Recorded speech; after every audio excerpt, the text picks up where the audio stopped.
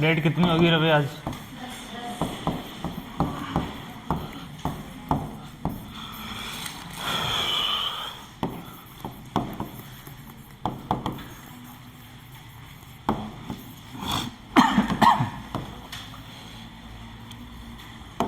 ठीक है, इसके अंदर फीमेल में अपन पढ़ रहे थे एक्सटर्नल अपना क्या हो गया था, कंप्लीट।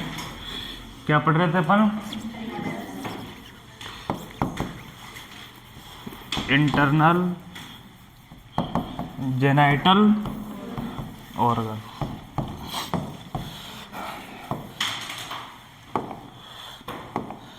इंटरनल जेनाइटल ऑर्गन पढ़ रहे थे। इंटरनल जेनाइटल ऑर्गन में अपन ने सबसे पहला नाम पढ़ा था वेजाइना। कौन सा नाम पढ़ा था? वेजाइना। वेजाइना एक ट्यूब जैसी स्ट्रक्चर है, मैंने चित्र में बताए थे आप लोगों को। ठीक है, इसकी लंबाई 8 से 9 सेंटीमीटर, 8 से 9 सेंटीमीटर याद रखना, और ज्यादा कोई माथापड़ी की जरूरत नहीं। कितनी थी लंबाई इसकी? 8 से 9 सेंटीमीटर। इसके ऊपर वाले हिस्से में क्या होता है? सर्विक्स। और नीचे वाले कहाँ के खुलती है ये? वेजाइना ओपनिंग में, यानी वेस्टिबुल में। कहाँ के खुलती है? वेस्टिबुल में। तो आगे तो कौन होगा? वेस्टिबुल। और पीछे कौन होगा? सर्विक्स।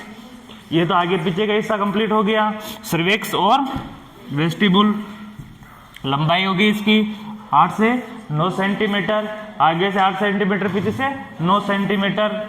ठीक है, इसके अलावा इसकी जो 4 लेयर होती है, कितनी लेयर होती है? 4 लेयर। 4 लेयर। सबसे अंदर वाली लेयर है वो कौन सी है? मुक्कोसल लेयर। इसके बाद वाली लेयर वो कौन सी है? मुकोसल लेयर। इसकी जो बाद वाली लेयर है वो कौन सी है? Muscular layer. और लास्ट वाली लेयर कौन सी है? Fibres layer. 4 लेयरें होती है टोटल, 4 लेयरें होती है और कुछ भी नहीं है। ठीक है, अंदर वाली लेयर है मुकस्सर लेयर, वो सल्की होती है। सल्की यानी उसकी स्ट्रक्चर किस प्रकार से होती है? इस प्रकार से घुमावदार होती है। इसका जो कार्य है, इसका वर्क, एक तो सेक्सुअली इंटरकोर्स के दौरान यूटेराइन कैविटी तक स्पर्म पहुंचाना। इस ट्यूब का काम क्या है? इंटरकोर्स के दौरान यूटेराइन कैविटी तक स्पर्म पहुंचाना। और दूसरा काम क्या है? एमसी साइकिल के दौरान जो ब्लड बाहर आता है उसको बाहर रास्ता देना, बाहर आने के लिए क्या देना? मार्ग देने, ट्रैक का काम करना। और दूसरा काम क्या है? लास्ट काम, जब बच्चे का जन्म होता है तो बच्चे को जन्म के समय बच्चे को रास्ता प्रदान करना। डिलीवरी के लिए क्या प्रदान करना? रास्ता प्रदान करना। 3 ही तो काम पढ़े अपन ने, किया तो कंप्लीट था। इसके बाद अपन ने जो पढ़े हैं वो पढ़ी है अपन ने यूटेरस। अगली जो अपनी हेडिंग थी इसके अंदर वो कौन सी थी? यूटेरस।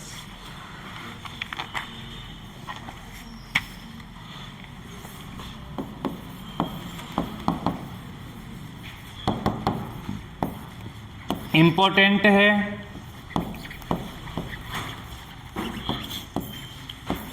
याद करना है, ध्यान में रखना है, क्योंकि मेन काम यूटेरस में ही है, मेन काम इसी का है। और तो सारे सहायक अंग है, वेजाइना भी इतना इंपॉर्टेंट काम नहीं करता, क्योंकि मेन काम क्यों कौन करेगी? यूटेरस ही करती है। बच्चे का पूरा काम यूटेरस के अंदर होता है, तो इंपॉर्टेंट कौन है? यूटेरस ही है। अब यूटेरस में मैंने चित्र बनवाया था, चित्र के अंदर मैंने हर नाम लिखवाए हैं। ठीक है, चित्र के अंदर अपन ने क्या लिखे हैं? उसके हर नाम लिखे हैं। हर नाम में उसका चित्र था।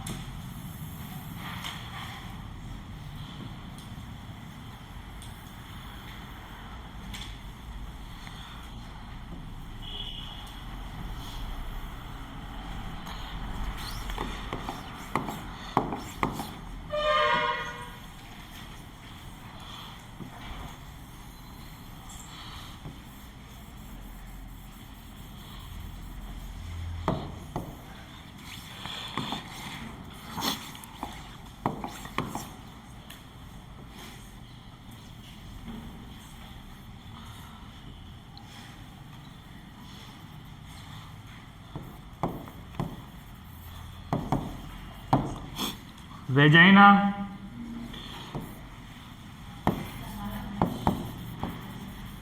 स्टमस,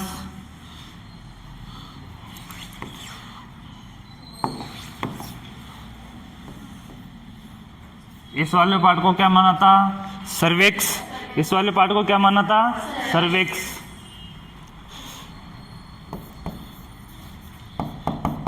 सर्विक्स, ठीक है।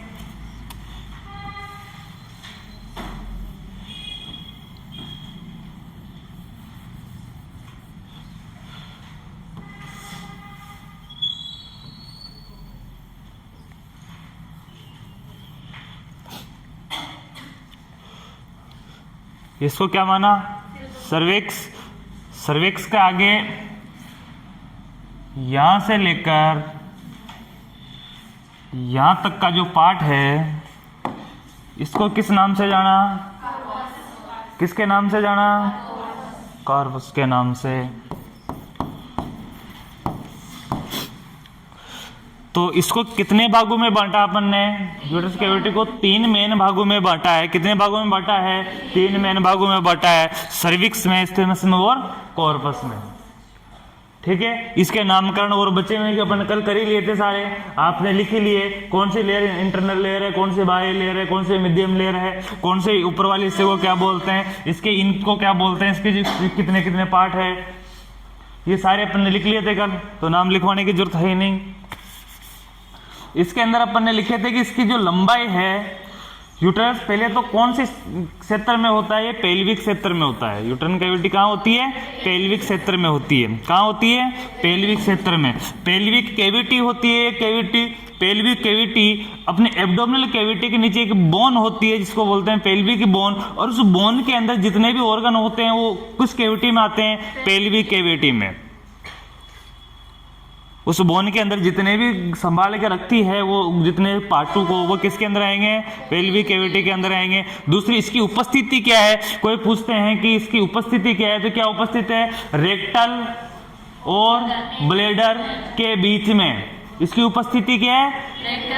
रेक्टम और ब्लेडर के बीच में उपस्थित होती है। कहाँ उपस्थित होती है? रेक्टम और ब्लेडर के बीच में उपस्थित होती है, ठीक है। इसका जो वेट होता है, इसका जो वेट होता है वह कितना होता है? 50 से 80 ग्राम। नॉर्मल इसका वेट कितना होता है? 50 से 80 ग्राम। इसकी सामान्य लंबाई कितनी होती है? 8 सेंटीमीटर। इसकी चौड़ाई कितनी होती है? 5 सेंटीमीटर। और इसकी मोटाई कितनी होती है? मोटाई कितनी होती है? 1.25 सेंटीमीटर, ठीक है। यहां तक क्लियर है। और इसको मेन कितने भागों में बांटा है अपन ने? 3 भागों में। कितने भागों में बांटा है? 3 भागों में। तो यहां तक लिख लिया आपने, मुख्य 3 भागों में बांटा। तो तीनों भागों के नाम लिख लीजिए। कौन कौन से भाग थे? फर्स्ट भाग बॉडी ऑफ कॉर्पस, स्टमस और सर्विक्स। इसमें फर्स्ट हेडिंग लगाए बॉडी और कॉर्पस।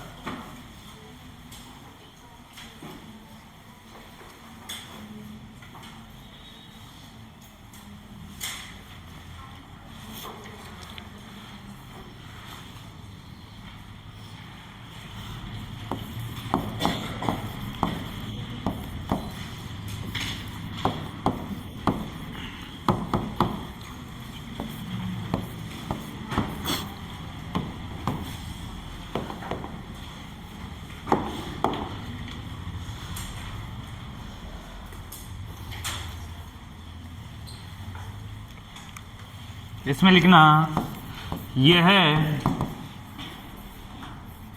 यूटेरस का मुख्य भाग होता है। ये यूटेरस का मुख्य भाग होता है।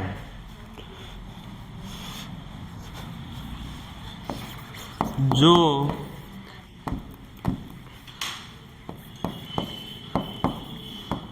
इस्थमस के ऊपर स्थित होता है। इस्थमस के ऊपर स्थित होता है।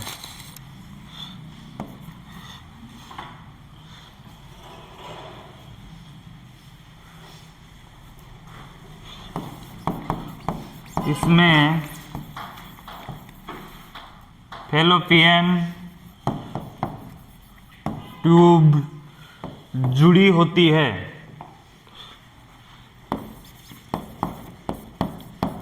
कौन सी ट्यूब जुड़ी होती है इसके अंदर? Fallopian tube.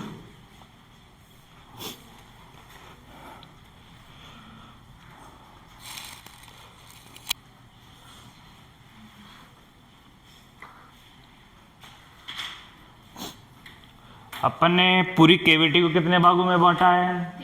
3 भागों में बांटा है। कितने भागों में बांटा है? 3 भागों में बांटा है। चित्र देख रहे हो? कल भी ऐसा ही चित्र बनाया था मैंने। ये वाला जो भाग है,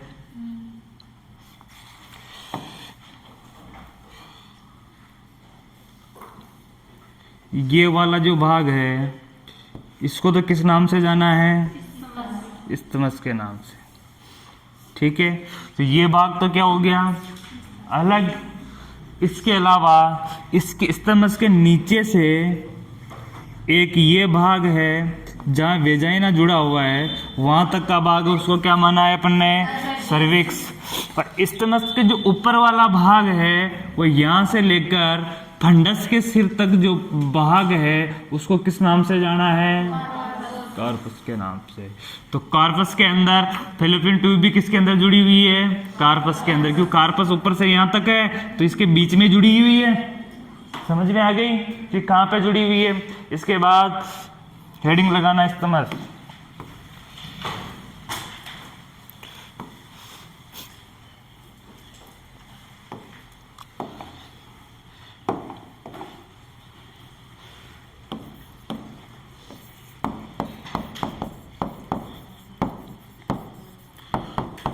इस्थमस, इसके अंदर लिखना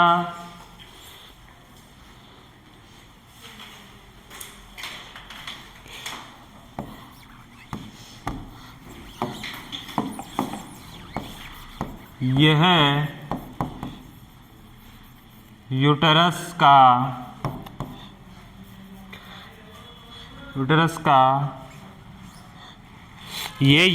का सर्विक्स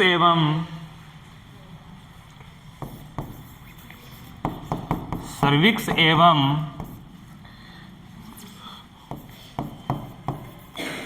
बॉडी के मध्य का भाग है।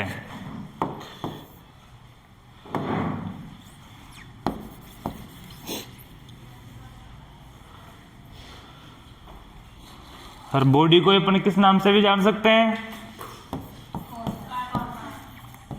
कार्पस के नाम से भी जान सकते हैं।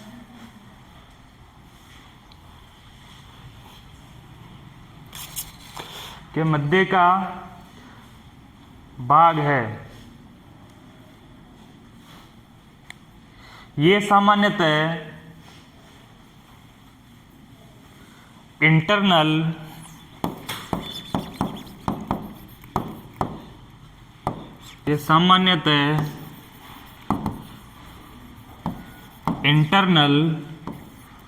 ओस पर स्थित होता है। ओस के स्तर पर, इसे लिखना, ओस के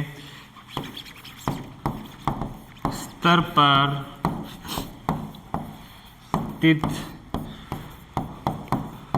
होता है।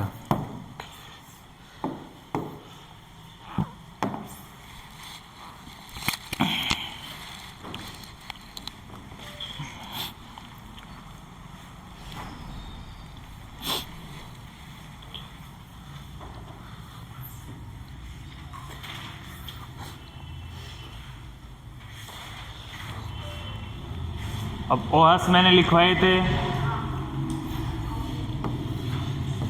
थ्योरी भी लिखेंगे अपन ओएस की।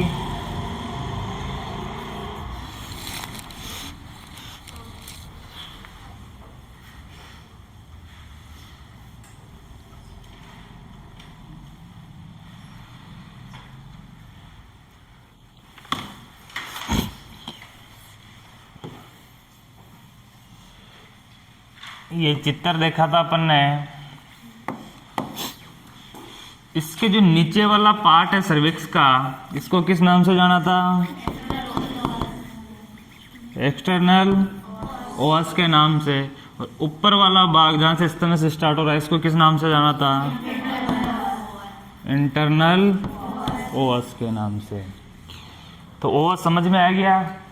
ओएस का मतलब ओपनिंग्स होता है, ज़्यादा लोड लेने की जरूरत नहीं कि ओएस क्या होता है, सर ने लिखाया नहीं है, इतना नहीं, जितना लिखाया है उतना पढ़ना, ठीक है। नीचे वाले भाग को क्या बोलेंगे? एक्सटर्नल। और एक्सटर्नल ओएस से क्या जुड़ी हुई रहती है? वेजाइना। क्या जुड़ी रहती है? वेजाइना, ठीक है।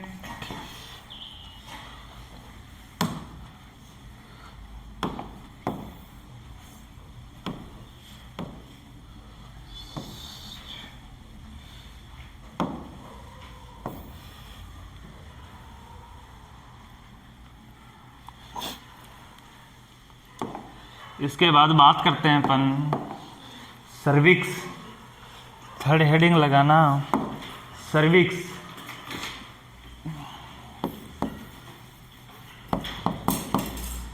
सर्विक्स, सर्विक्स को हिंदी में बोलते हैं ग्रीवा। क्या बोलते हैं? ग्रीवा।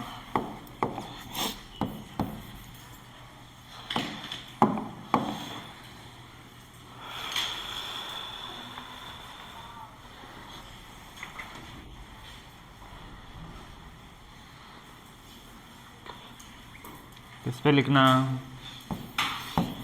ये यूटेरस का सबसे निचला भाग होता है। सबसे निचला यानी नीचे वाला भाग होता है।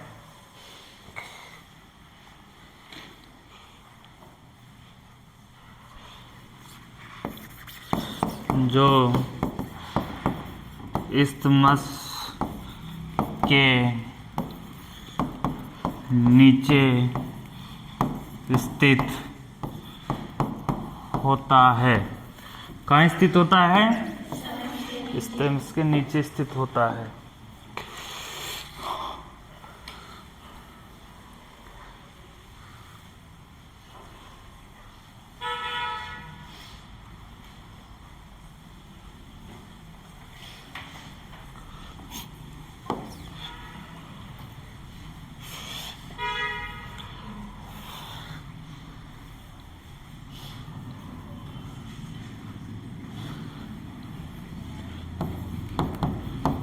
इसमें यूटेरस की आंतरिक सतह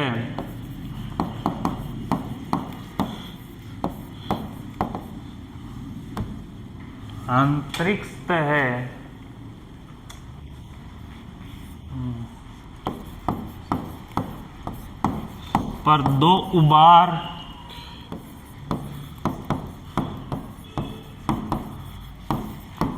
उपस्थित होते हैं,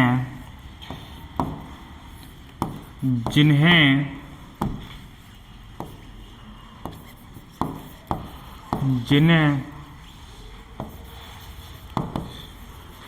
इंटरनल ओएस और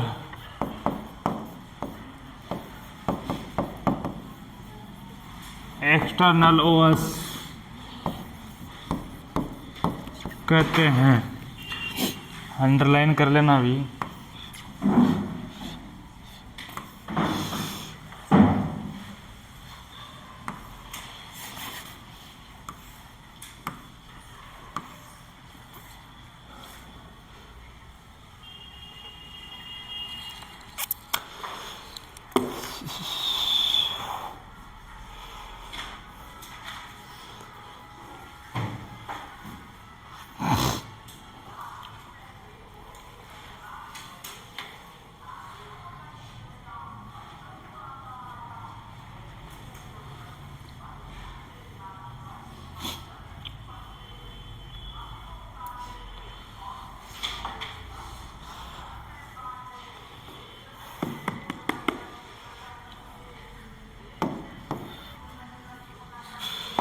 नीचे लगा के लिखना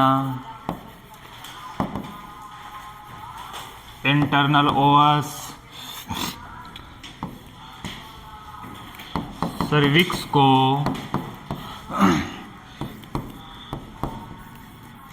कार्पस से अलग करता है और एक्सटर्नल ओवस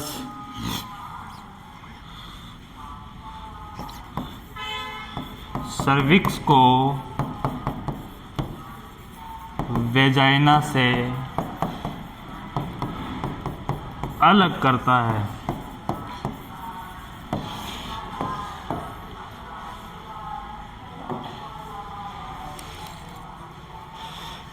यानी इंटरनल ओवस तो किसको किसको अलग कर रहा है, सर्विक्स से कॉर्पस को, और एक्सटर्नल ओवस किस किस को अलग कर रहा है, सर्विक्स को वेजाइना से अलग करता है। यानी मैंने पहले बोला था कि जॉइंट वाले हिस्से हैं जिनको ओवस बोला गया है। एक नीचे वाला जॉइंट है जिसको एक्सटर्नल ओवस बोला गया है, जिसकी सर्विक्स की ओपनिंग है। एक सर्विक्स का ऊपर वाला मुंह है जिसको किस नाम से जाना गया है, इंटरनल ओवस के नाम से। अब इंटरनल ओवस तो ऊपर बॉडी को अलग करता है और नीचे वाला ओवस किसको करता है, नीचे वाली बॉडी को अलग करता है, यानी वेजाइना को अलग करता है।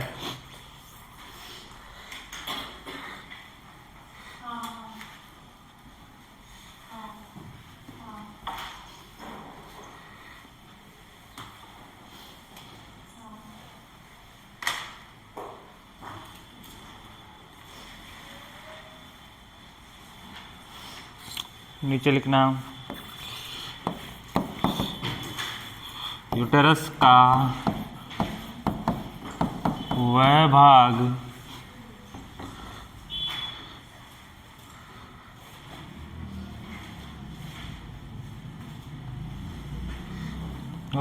जो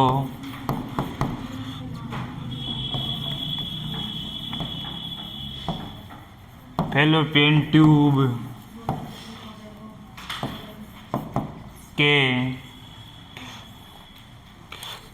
ट्यूब के संयोजक स्थल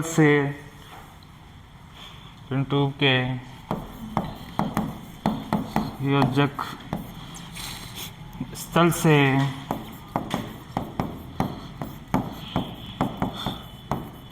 ऊपर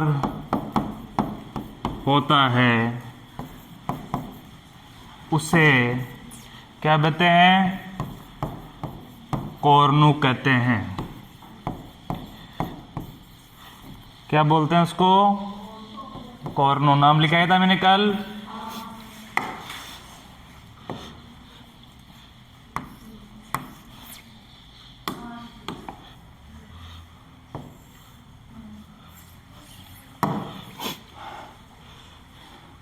इस वाले हिस्से में कौन से हिस्से को कॉर्नू बोलेंगे, जहां से फैलोपियन ट्यूब जुड़ा हुआ है। संयोजक मतलब क्या होगा, जहां से वो जुड़ा हुआ है। संयोजक मतलब क्या होता है, जहां संयोग हो रखा है उनका, यानी वहां से जुड़े हुए हैं। यूटेरिन कैविटी और फैलोपियन ट्यूब जहां से जुड़ी हुई है, उसके ऊपर वाले हिस्से को, यानी उसके पास वाले हिस्से को क्या बोला गया है, क्या बोला गया इस वाले हिस्से को, कॉर्नू।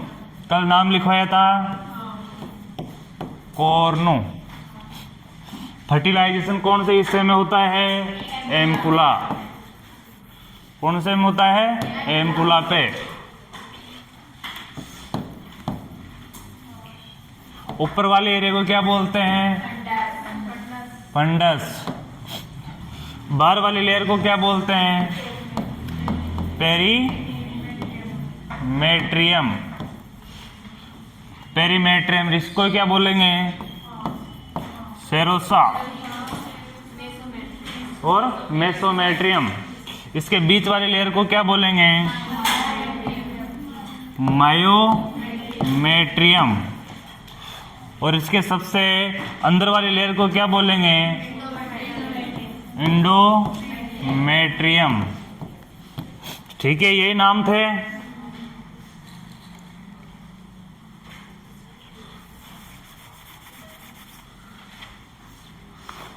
अब हेडिंग लगाना, स्ट्रक्चर।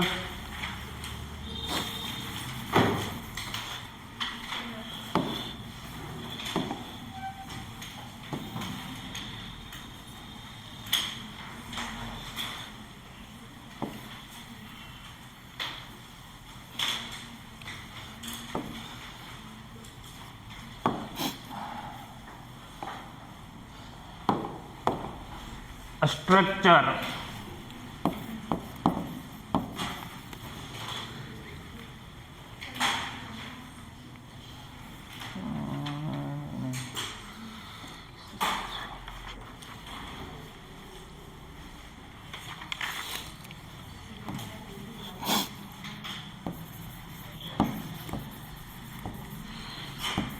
स्ट्रक्चर किसकी स्ट्रक्चर देखेंगे? स्ट्रक्चर ऑफ यूटेरस, पूरा नाम लिखो नहीं तो फिर कंफ्यूज हो जाओगे। Structure of uterus. अब स्ट्रक्चर में चित्र तो अपन ने बना लिया, और स्ट्रक्चर ऑफ यूटेरस का चित्र तो अपन ने बना लिया। उसी चित्र पे अपने को क्या करना है? आगे उसके लिखना है, थ्योरी करनी है। उसी चित्र का क्या करना है? अपने को वर्णन करना है।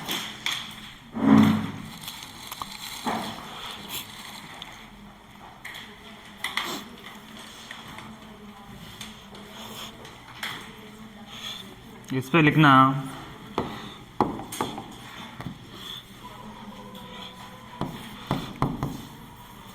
यूटेरस का निर्माण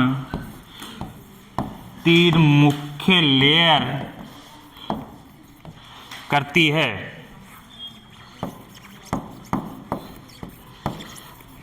कौन करती है? 3 मुख्य लेयर, यानी 3 कौन सी लेयर है? मुख्य लेयर है।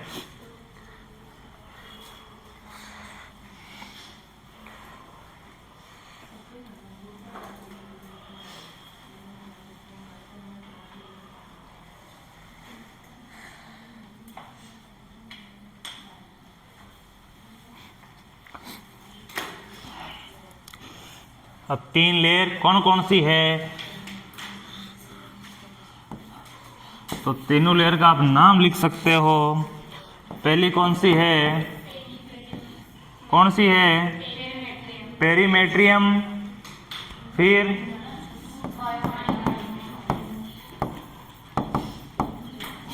कौन सी है? मायोमेट्रियम। और लास्ट कौन सी है? इंडोमेट्रियम। ठीक है।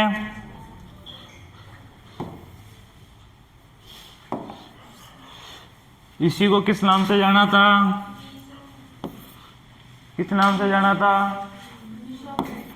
सेरोसा या मेसोमेट्रियम के नाम से।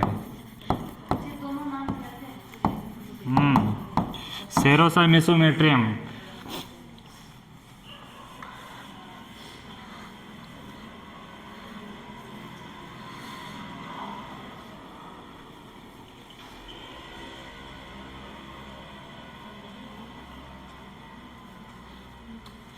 इस पे लिखना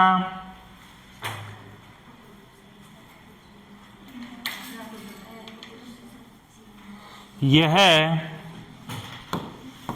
फर्स्ट वाली लिखना है इसमें पेरीमेट्रियम।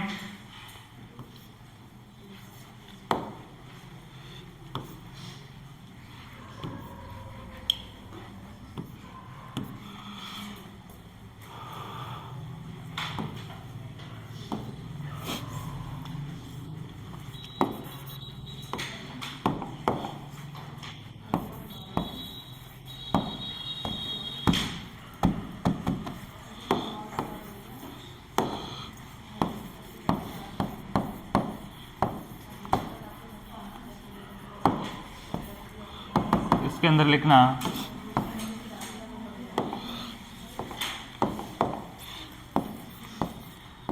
यह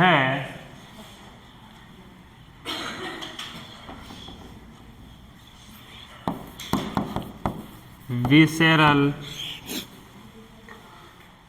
पेरिटोनियम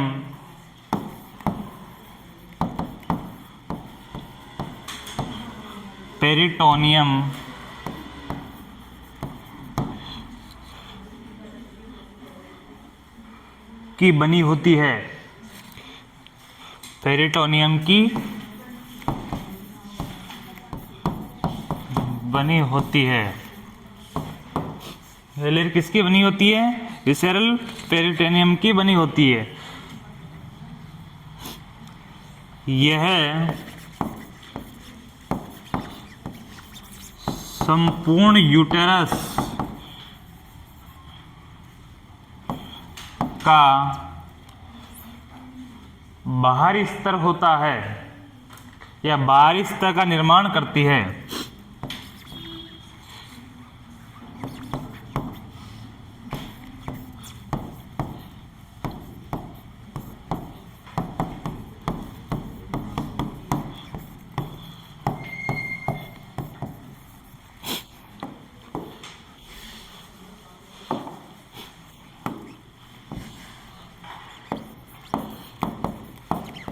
जिसे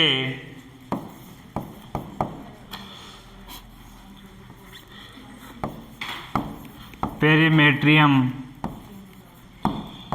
भी कहते हैं।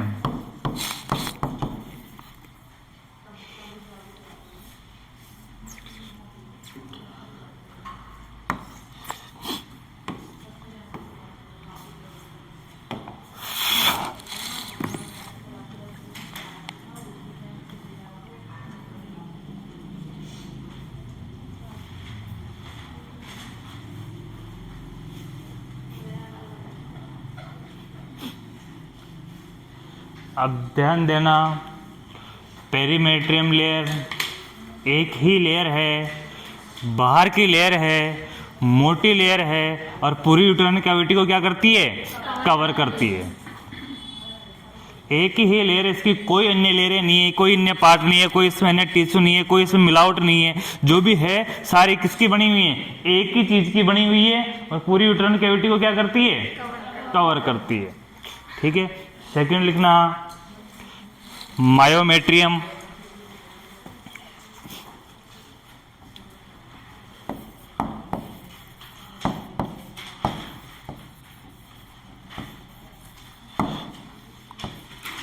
मायोमेट्रियम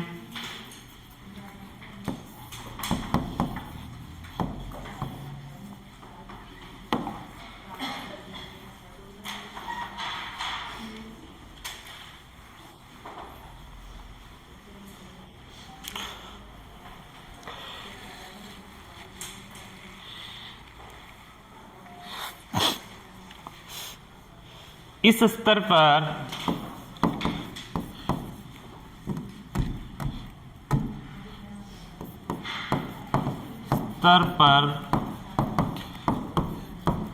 पेशियां उपस्थित होती है।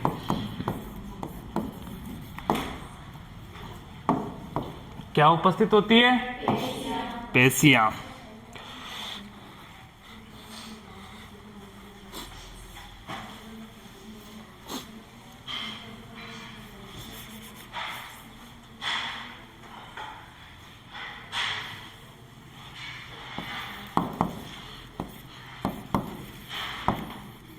इस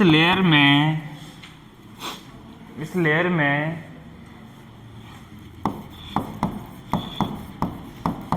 पेशियों की 3 परत उपस्थित होती है। कितनी परत उपस्थित होती है? 3 परत।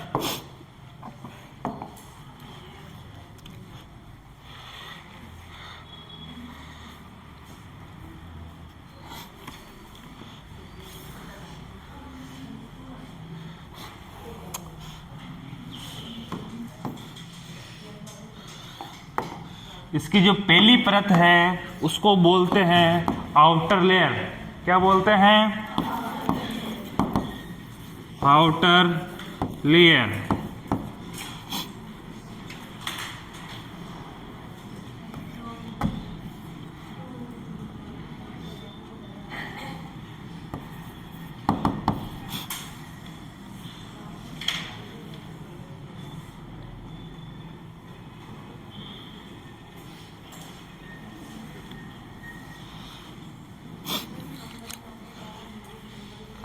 सेकेंड होती है मिडल लेयर।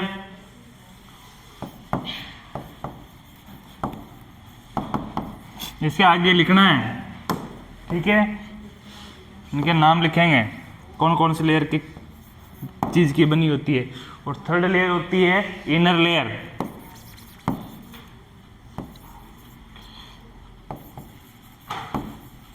इसके मीनिंग समझ में नहीं आया ना पूछ लेना, लेकिन गलत मीनिंग मत लिखना, गलत स्पेलिंग मत लिखना। और दूसरी चीज है कि लिखने में मेरे से भी गलती हो सकती है। बोर्ड के अंदर आपको भी लगता है कि कोई मीनिंग गलत था तो बोल सकते हो, क्योंकि लिखने के अंदर मेरे से भी कोई शब्द छूट सकता है।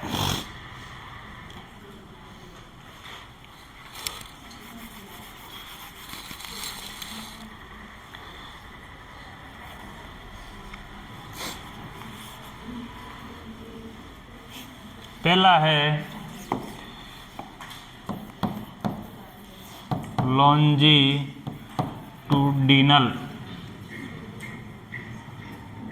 Longitudinal muscles layer.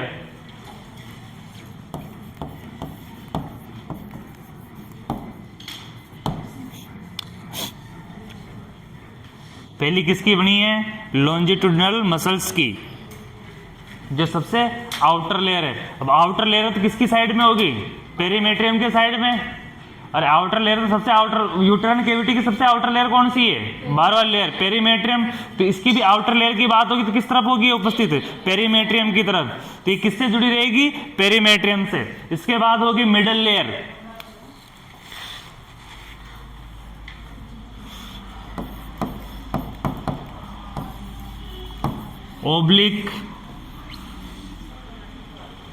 Oblique muscles layer.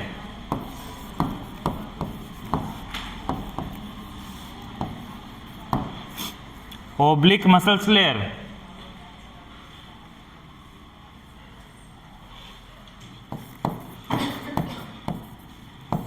तिरछी पेशी उत्तक।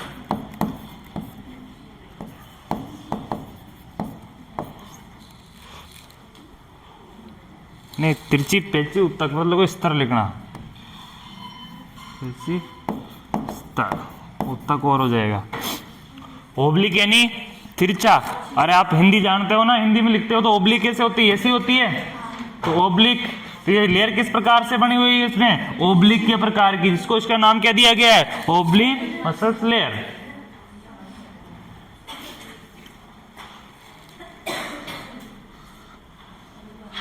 और इनर लेयर बनी हुई है सर्कुलर मसल्स लेयर।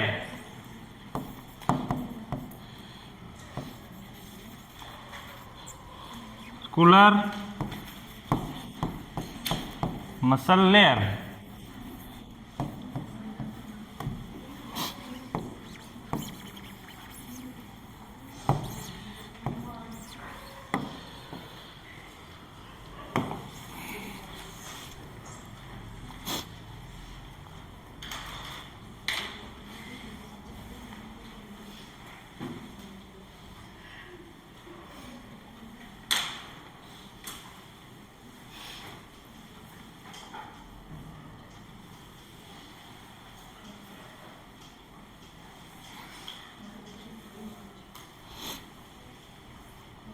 तो इसकी कितनी लेयर है मायोमेट्रियम की? 3 लेयर हैं। कौन कौन सी लेयर है तीनों? अच्छा, आउटर लेयर किस चीज की बनी हुई है? Longitudinal muscles layer. सेकंड वाली कौन सी है? किसकी बनी हुई है? किसकी? अच्छा, लास्ट कौन सी है? ये किसकी बनी हुई है? अब अगली हेडिंग लगाओ।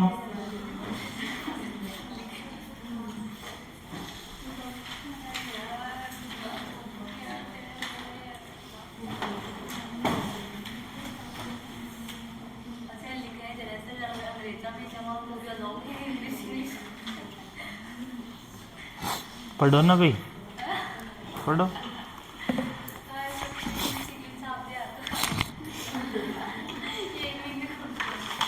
एक चीज आपको मैं बताऊं कि इंग्लिश ही इंग्लिश आएगी।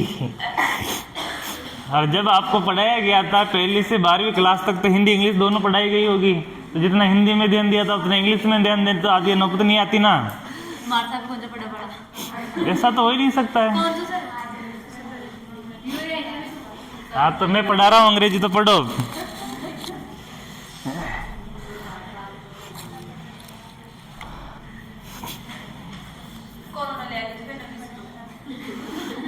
हाँ तो नहीं, ये क्या है कि बहुत सारे स्टूडेंट, सुनो,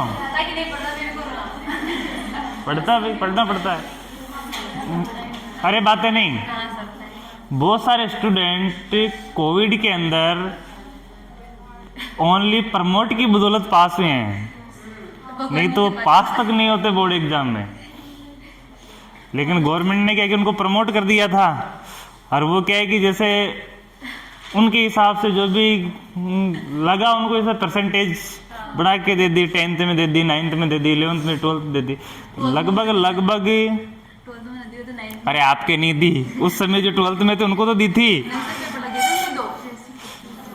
उसने बहुत सारे स्टूडेंटों को मिली है, और वो जो मिली है जिसमें से एक मान के चलो कि 100% जो स्टूडेंट थे उसमें से 30% स्टूडेंट तो पास होने लायक नहीं थे। वो स्टूडेंट पास हो गए, बड़े लेवल पे भी पास हो गए। हेलो, अगले हेडिंग लगाओ, एंडोमेट्रियम।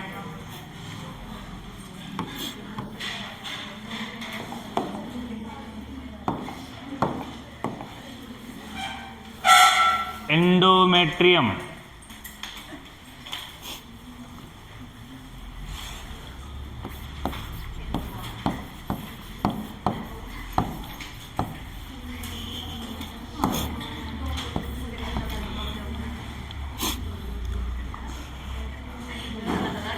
अरे बातें नहीं।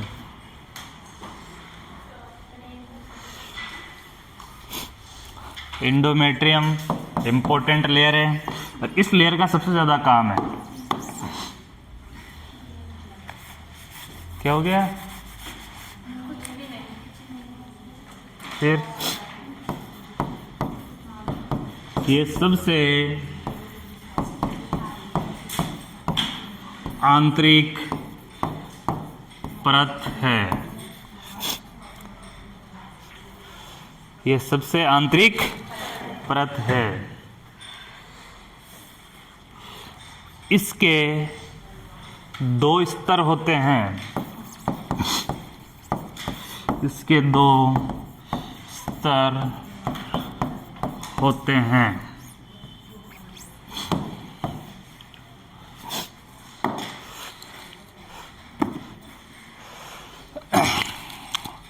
अभी आपको जो इंग्लिश कठिन लग रही है ना, ये इंग्लिश एक टाइम में आपके इतना काम आएगी, बहुत हद से ज़्यादा। क्योंकि आप हॉस्पिटल में जाओ या कहीं भी जाओ, या आप कंपटीशन का एग्ज़ाम दोगे, वहाँ सिर्फ क्वेश्चन जो पूछा जाएगा आपसे वो हिंदी इंग्लिश दोनों माध्यम से पूछा जाएगा। किससे पूछा जाएगा? हिंदी इंग्लिश दोनों माध्यम से पूछा जाएगा कि इस चीज़ में आपको ये पूछ रहा है, तो क्वेश्चन के नीचे हिंदी लिखी हुई मिलेगी, तो इंग्लिश हिंदी दोनों में आएगा। लेकिन जो उसके आंसर होंगे, जिसके यानी 4 ऑब्जेक्टिव होंगे, वो ऑब्जेक्टिव या तो हिंदी में ही मिलेंगे या इंग्लिश में ही मिलेंगे। उसमें ऐसा नहीं कि वहाँ कोष्टक लगा के आपके लिए हिंदी भी लिख के भेजे, ये जरूरी नहीं होता। भेज दे किसी में, और नहीं भेजे तो नहीं भेजे, या पूरी हिंदी में लिख दे या पूरे इंग्लिश में लिख दे।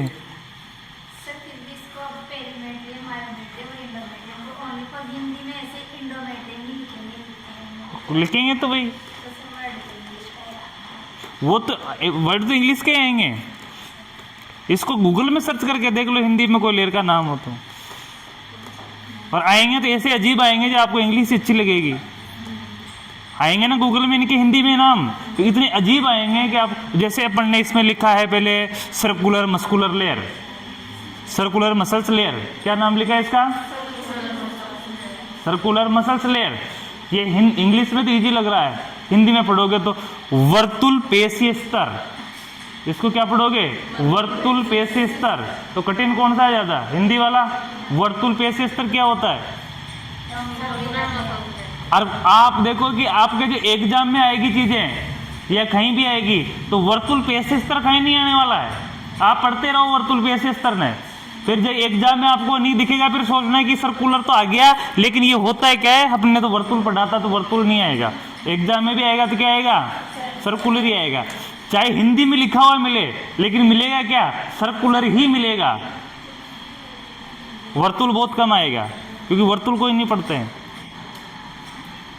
और नर्सिंग में तो ये चलो कि जीएनएम एएनएम को एक सब्जेक्ट चेंज करने के हिसाब से एक बेसिक लेवल पे दे दिया कि सभी को अथॉरिटी दे दी कि चलो कर सकते हो, कोई दिक्कत नहीं, हिंदी में, हिंदी मीडियम में, नहीं तो नहीं होते। और जीएनएम की क्लासें, जिस कॉलेजों में जीएनएम की क्लासें लगती है वो पेपर में अथॉरिटी होती है उनको हिंदी इंग्लिश लिखने की, वो आंसर देश में हिंदी से लिख नहीं सकते हैं, लेकिन 90% जो कॉलेजें होती है वो नोट्स बनवाती है, पढ़ाती है, वहाँ इंग्लिश टू इंग्लिश से पढ़ाती है जीएनएम वालों को। 90% जो होंगे पढ़ाने का जो तरीका उनका वो इंग्लिश टू इंग्लिश ही होता है, हिंदी नहीं पढ़ाते हैं। अब एएनएम का तो हिंदी है तो हिंदी पढ़ा रहे हैं। तो इसकी कितनी लेयर होती है, 2 लेयर, जिसकी फर्स्ट लेयर का नाम है, फर्स्ट लेयर का नाम है, क्या नाम है, जूना बेस फंक्शनल लेयर।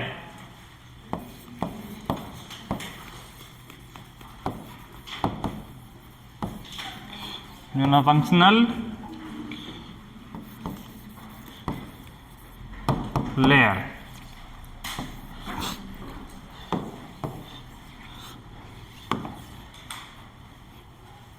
अब पहले जूना फंक्शनल लेयर इसमें लिख लो। अब जहां फंक्शनल लेयर है, देखना जहां पे फंक्शनल लेयर है तो फंक्शनल का मतलब क्या होती है, कार्य करने वाली लेयर है, वो कुछ ना कुछ फंक्शंस कर रही है और वो क्या रहती है, टूटती बनती रहती है। इसमें क्या होती रहती है, टूटती बनती रहती है, यानी कि वो परमानेंट लेयर नहीं है, इसलिए फंक्शनल लेयर में आती है, वो कार्य करती है। और ये कौन सी लेयर नहीं है, परमानेंट लेयर नहीं है, ये टूटती है। अब इसके अंदर लिखना, ये एमसी साइकिल के दौरान या मासिक धर्म के दौरान, ये एमसी साइकिल के दौरान या मासिक धर्म के दौरान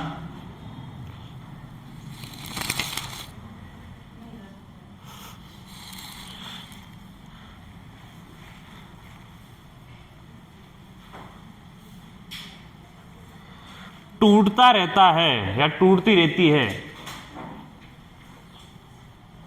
टूटती रहती है। कोष्टक में क्षय लिख सकते हो, क्षय होती रहती है, क्षय यानी भी टूटने या घटना ही होता है।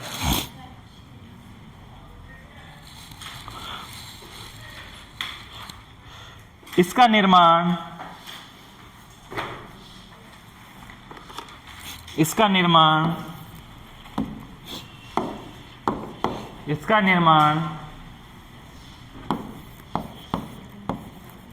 प्रोलिफेरेटिव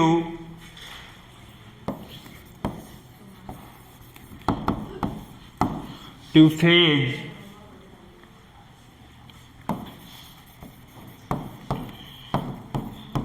के दौरान, प्रोलिफेरेटिव फेज के दौरान जूना बेसल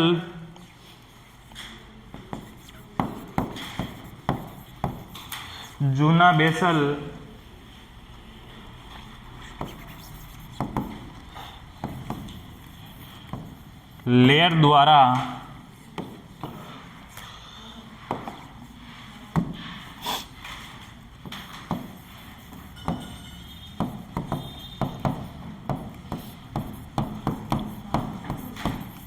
होता है।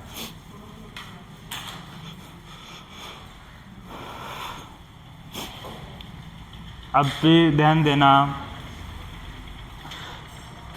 इसमें एक शब्द आया एमसी साइकिल, जो मैंने फर्स्ट ईयर में मैंने खुद नहीं पढ़ाई थी और अच्छे से समझाई थी, ठीक है।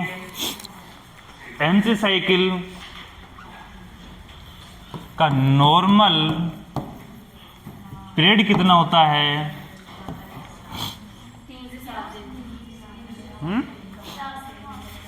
नॉर्मल पीरियड कितना होता है?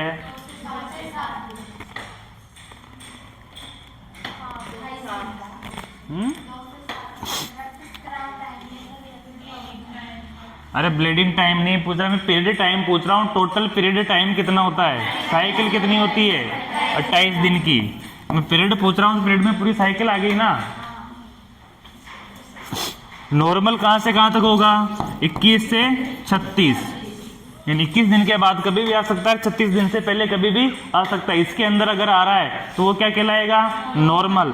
और अगर 21 से पहले आ जाता है, 36 के बाद आ जाता है और एक बार ही आया है तो वो भी क्या कहलाएगा? नॉर्मली कहलाएगा।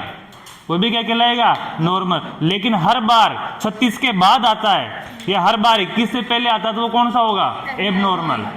यानी कभी कभार तो मौसम का भी फर्क पड़ता है, क्योंकि बॉडी है, हार्मोनल है, तो मौसम का, इन्वायरमेंटल का बहुत फर्क पड़ता है। तो उसकी वजह से कभी 21 से पहले आ जाता है और कभी 36 के बाद आ गया। कभी का मतलब है कि जैसे एक बार साल में एक बार हो गया है, ऐसी स्थिति एक बार हो गई तो वो क्या है? नॉर्मल है, हो जाती है कभी कभार। लेकिन हर बार होती है तो हर बार क्या है? एब नॉर्मल है। ठीक है, तो कहां तक हो रही है? और इसका ब्लीडिंग टाइम कितना होता है? 2 से 7 दिन का। 2 से 7 डे। ये कौन सा टाइम है? ब्लीडिंग टाइम है। ब्लीडिंग टाइम कितने दिन का है? 2 से 7 दिन का। इसके अंदर अब 28 दिन का जो चक्कर है, चक्कर के अंदर ओव्यूलेशन कितने दिन में होता है? 14 दिन में। ओव्यूलेशन कितने दिन में होता है? 14 दिन में। कितने दिन में हो रहा है? 14 दिन में। 14 दिन में ओवुलेशन हो गया, यानी कि अंडा क्या हो गया? परिपक्व हो गया। अब एक चीज देखना कि 0 से, जहां से मेचुरेशन ब्लीडिंग खत्म हुई है, वहां से अगर डे काउंट करेंगे तो कौन सा डे स्टार्ट होगा? 0 से स्टार्ट होगा। और जहां से ब्लीडिंग खत्म हो गई है वहां से तो नया पीरियड स्टार्ट हो गया ना, नया समय स्टार्ट हो गया। तो यहां से लेकर 14 दिन तक कि जो बीच का जो फेज है, ये कौन सा फेज होगा? इसको कौन सा बोलेंगे? इस कौन सा फेज बोलेंगे? Proliferative phase. कौन सा फेज है ये? Proliferative phase. जो लेयर ब्लीडिंग के दौरान टूट गई थी वो वापस कितने दिनों में बनेगी? वो 0 से लेकर 14 दिन के अंदर अंदर वो क्या हो जाती है? बन के कंप्लीट हो जाते हैं। और उसी टाइम के अंदर, उसी फेज के अंदर क्या हो जाता है? ओव्यूलेशन भी कंप्लीट हो जाता है, अंडा भी क्या हो जाता है? परिपक्व हो जाता है। जब ये भी कंप्लीट हो जाती है, अंडा भी परिपक्व हो जाता है, तो 14 से लगभग 19 या 21 डे भी मान सकते हैं, यहां तक का जो टाइम होता है, इसमें प्रेगनेंसी कंसीव होने के 90% चांसेज होते हैं। कितने परसेंट चांसेज होते हैं? 90% चांसेज होते हैं, क्योंकि अंडा क्या हो चुका है? उस समय परिपक्व हो चुका है और अपना फेज लेयर भी क्या है? कंप्लीट बन चुकी है। जैसे 21 दिन तक कोई फर्टिलाइजेशन नहीं हुआ है, 14 से 21 दिन तक कोई फर्टिलाइजेशन नहीं हुआ है और उसके बाद में फर्टिलाइजेशन होगा भी नहीं। क्यों नहीं होगा? क्योंकि उसके बाद अंडा तो परिपक्व होकर कहां आ गया है? लेयर में आ गया है। यूट्रन कैविटी में खराब हो गया, यूट्रन कैविटी में आ गया है। यूट्रन कैविटी में आने के बाद ये लेयर क्या हो गई है? वापस टूटने के गार के लिए फूलना प्रारंभ हो गई है। ये लेयर, फंक्शनल लेयर वापस क्या प्रारंभ हो गई है? ये फूलने, यानी कि अपनी बेसल लेयर से अलग होना प्रारंभ हो गई है। और ये धीरे धीरे 5-7 दिन तक क्या होगी? अलग होती रहेगी। और जैसे अलग होती रहेगी और अलग होने के बाद ये टूट कर जब से बाहर निकलना, ब्लीडिंग के रूप में बाहर निकलना प्रारंभ होगी, वापस से मैच्योरेशन साइकिल स्टार्ट हो जाएगी। तो ये क्या टाइम होता है? पूरा 28 दिन का चक्कर होता है। तो वापस बनने का फेज कौन है? प्रोलिफेरेटिव फेज के दौरान कौन सी लेयर बनाती है उसको? Basal layer. कौन सी लेयर बनाती है इसको? Basal layer. तो इसमें अंडरलाइन कर लो। फंक्शनल लेयर को कौन सी लेयर बनाती है? Basal layer. अब बेसल लेयर किसकी लेयर है? वो भी इंडोमेट्रियम की एक लेयर है। 2 लेयर है ना इसकी। तो पहली कौन सी पढ़ी अपन ने? जोना फंक्शनल लेयर। अब पढ़ना अगली सेकंड लेयर लिखना।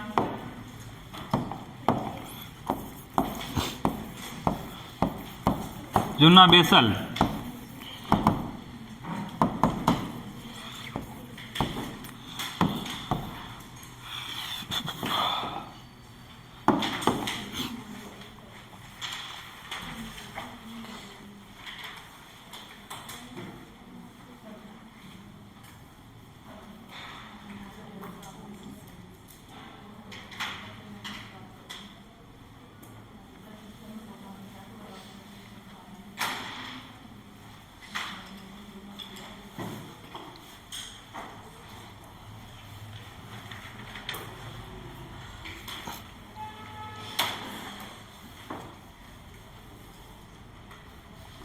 जूना बेसल में लिखना है ये स्तर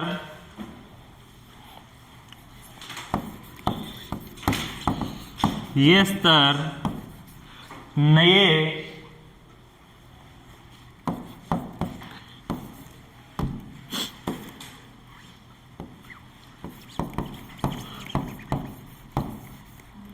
एंडोमेट्रियम का निर्माण करता है। बस इस बेसल लेयर का काम क्या है? वापस से फंक्शनल लेयर बनाना। क्या बनाना? फंक्शनल लेयर बनाना। फंक्शनल लेयर हर महीने टूटती है, तो वापस कौन निर्माण करती है इसको? बेसल लेयर वापस उसको कुछ समय बाद निर्माण करती रहती है। तो बेसल लेयर का मेन काम क्या है? फंक्शनल लेयर का निर्माण करना। ठीक है, अब यहां तक तो कंप्लीट हो गया कि इसका निर्माण हो गया। समझ में आ रहा है? कुछ इजी है, लैंग्वेज पढ़ोगे तो समझ में आएगा, ध्यान दोगे तो समझ में आएगा। ठीक है, इंडोमेट्रियम का निर्माण कौन करती है? इंडोमेट्रियम की जो फंक्शनल लेयर का निर्माण कौन करती है? जूना बेसल लेयर। वो भी किसी का पार्ट है? इंडोमेट्रियम का ये पार्ट है। इंडोमेट्रियम की कितनी लेयर है? टोटल 2 लेयर होती है। एक तो बेसल लेयर है, जूना बेसल लेयर का क्या नाम है? जूना फंक्शनल लेयर। जूना फंक्शनल लेयर हर मासिक चक्कर के दौरान टूटती है और वापस बनती है, टूटती है, बनती है, टूटती है और बनती है। ठीक है, अब दूसरा कारण यह है कि प्रेगनेंसी कंसीव होने के बाद आमसी साइकिल क्यों नहीं आती है? मासिक चक्कर क्यों नहीं आता है? जब प्रेगनेंसी कंसीव होती है तो प्रेगनेंसी कंसीव होने के बाद एमसी साइकिल क्यों बंद हो जाती है?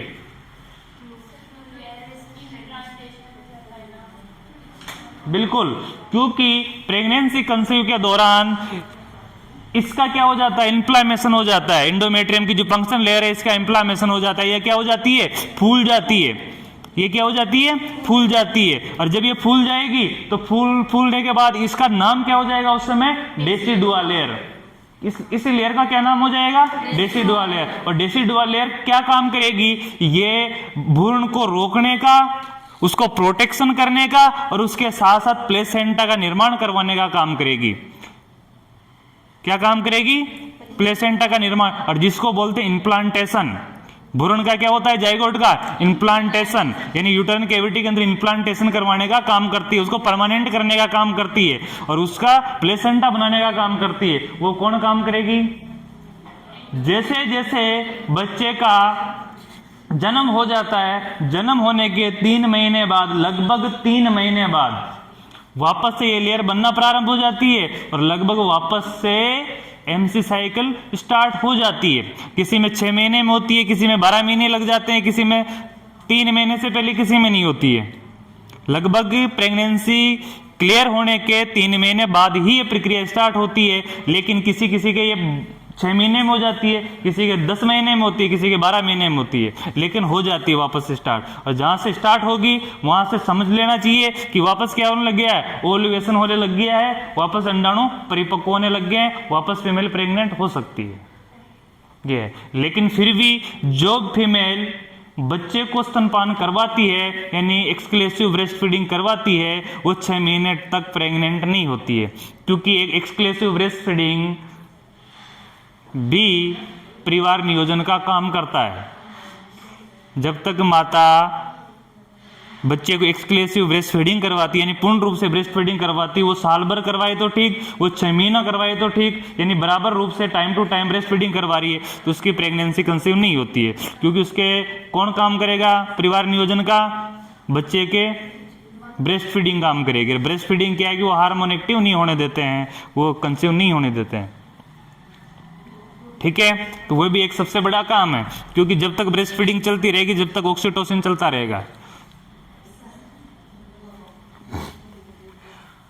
अब देखते हैं अपन ने अभी तक क्या पढ़ा। अभी तक अपन ने क्या पढ़ा? नहीं, इसके अंदर क्या पढ़ा है? यूटेरस के अंदर क्या क्या पढ़ा है? अभी तक अपन ने यूटेरस की स्ट्रक्चर पढ़ी है। क्या क्या पढ़ी है? स्ट्रक्चर। समझना एक चीज, सबसे पहले तो अपन ने पढ़ी स्ट्रक्चर। स्ट्रक्चर 3 भागों में बटी हुई है। कितने भागों में बटी हुई है? 3 भागों में बटी हुई है। सबसे पहले स्ट्रक्चर में इसका नाप चोप किया तो नाप चोप तोल कितना था इसका? 50 से 80 ग्राम। कितना था? 50 से 80 ग्राम। उसके बाद इसकी लंबाई चेक की तो कितनी थी? 8 सेंटीमीटर। फिर चौड़ाई चेक की तो कितनी थी? 5 सेंटीमीटर। इसकी मोटाई देखी तो कितनी थी? 1.25 सेंटीमीटर। ठीक है, यहां तक क्लियर हो गया।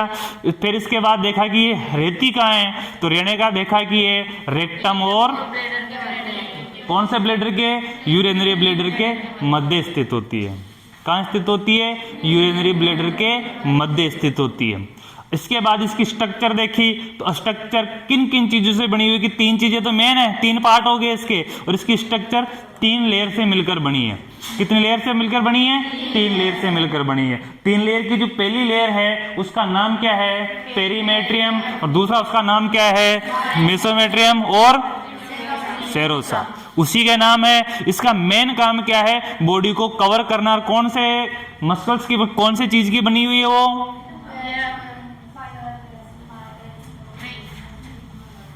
विसेरल। किसकी बनी हुई है? विसेरल पेरिटोनियम की। किसकी बनी हुई है? विसेरल पेरिटोनियम की। इसका काम क्या है? पूरी बॉडी को कवर करना है, यूट्रन कैविटी की पूरी बॉडी को कवर करना। सेकंड लेयर आ गई। सेकंड लेयर कौन सी थी? मायोमेट्रियम। मायोमेट्रियम पेशीय लेयर है। पेशी यानी मस्कुलर लेयर है। कौन सी लेयर है? Muscular layer. मस्कुलर लेयर कितने भागों से बटी हुई है? इसमें 3 भागों से। कितने भागों में बटी हुई है? 3 भागों में। पहली लेयर है जो आउटर लेयर। आउटर लेयर किस चीज की बनी हुई है? लॉन्जिट्यूडिनल मस्कुलर की, मसल्स की।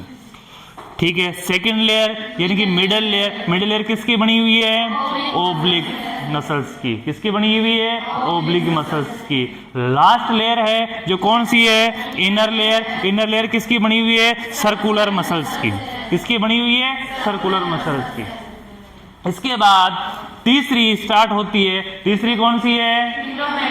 कौन सी है? इंडोमेट्रियम। इंडोमेट्रियम की कितने पार्ट है?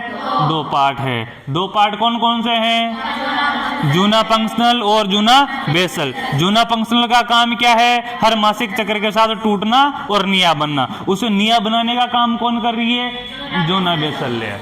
बस यहां तक कंप्लीट है। अब पढ़ेंगे अपन पोजीशन। हेडिंग लगाओ मेन, इंपोर्टेंट, पोजीशन। इसकी स्थिति कैसी है शरीर के अंदर?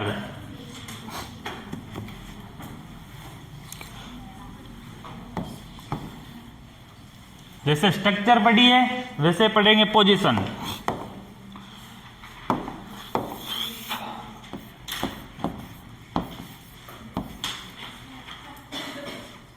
पोजीशन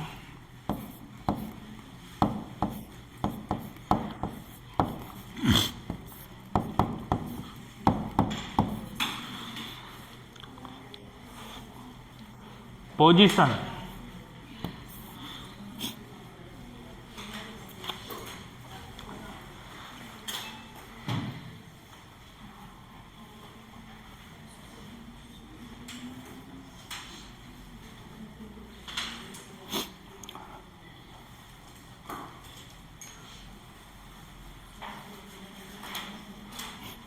अब पोजीशन देखना। पोजीशन पहले तो नाम लिख लो आप, नहीं तो समझ में नहीं आएंगे। गर्भाशय की मुख्यतः 3 पोजीशनें होती है। यूटेरस के, हाँ लिखो, चित्र बाद में देखेंगे।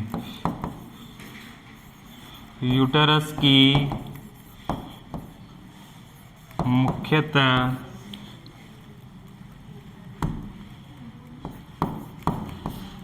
3 पोजीशन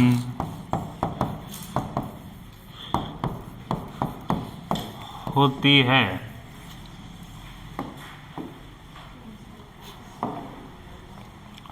तीन पोजीशनों में पहली पोजीशन है, कौन कौन सी पोजीशन है तो देखना।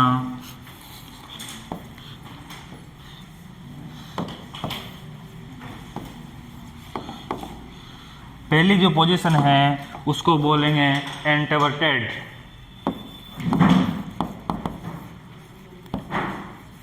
इंट्रोवर्टेड,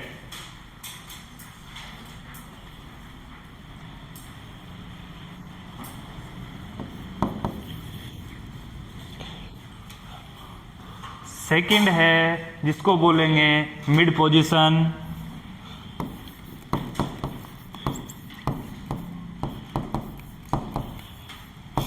सेकंड को कौन से बोलेंगे मिड पोजीशन, और थर्ड को कौन से बोलेंगे रेट्रोवर्टेड।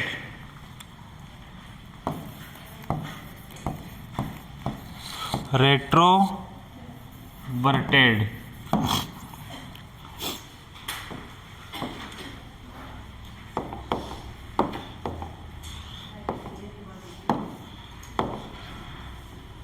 फिफ्टी % फीमेल में, देखना इसमें लगभग 50% फीमेल में इंट्रोवर्टेड, कितने लगभग कितनी फीमेल में होती है 50% में, मिड लगभग 25% फीमेल में, और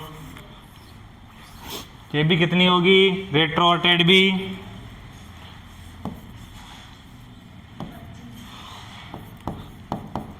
लगभग 25% फीमेल में।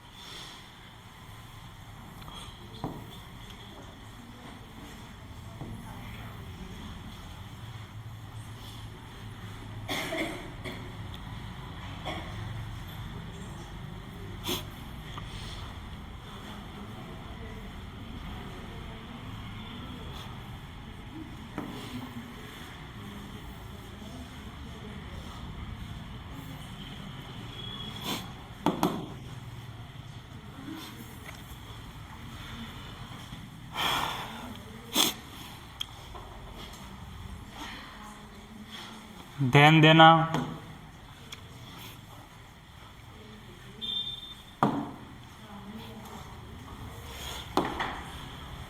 चित्र को समझोगे तब समझ में आएगा, बिना समझे आंखों से देखने से चित्र समझ में नहीं आएगा।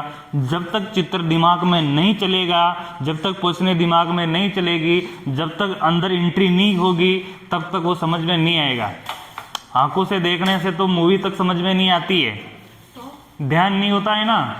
तो सामने फिल्म चल रही हो ना, तो उसके भी शब्द समझ में नहीं आते, वो भी समझ में नहीं आती है, उसके बारे में पूछे तो भी पता नहीं होता है। और जब अपना ध्यान उसमें हो तो कोई दूसरा आवाज लगाता है ना, तब उसकी भी आवाज नहीं आती, क्योंकि अपना ध्यान उसके अंदर है। तो उस प्रकार का बोर्ड में ध्यान रखो कि कोई दूसरा बाहर से आवाज भी, बाहर कोई भी आ जाए ना, और यहाँ कंप्यूटर तक फिर के वापस भी चला जाए, तो आपको ध्यान नहीं होना चाहिए उसका। लेकिन आपको तो मच्छर तक की आवाज आ जाती है पीछे से हैं? इंसानों की तो बहुत बड़ी बात है, कोई मच्छर पीछे चल रहा हो उसकी आवाज आ जाती है, तो आपका ध्यान तो पीछे आगे नहीं है। तो ध्यान केंद्रित रखो। बाबा साहेब का नाम सुना है? बाबा साहेब भीमराव अम्बेडकर का नाम सुना है ना? वो ऐसे प्राणी थे कि एक किताब को एक बार पढ़ने के बाद फाड़ दिया करते थे।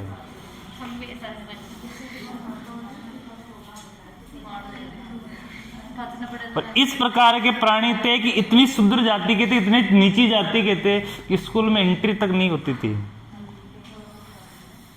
उनकी स्कूल के अंदर एंट्री नहीं थी,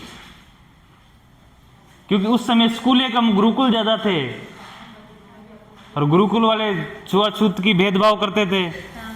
राजाओं का राज था, उस टाइम की बात है।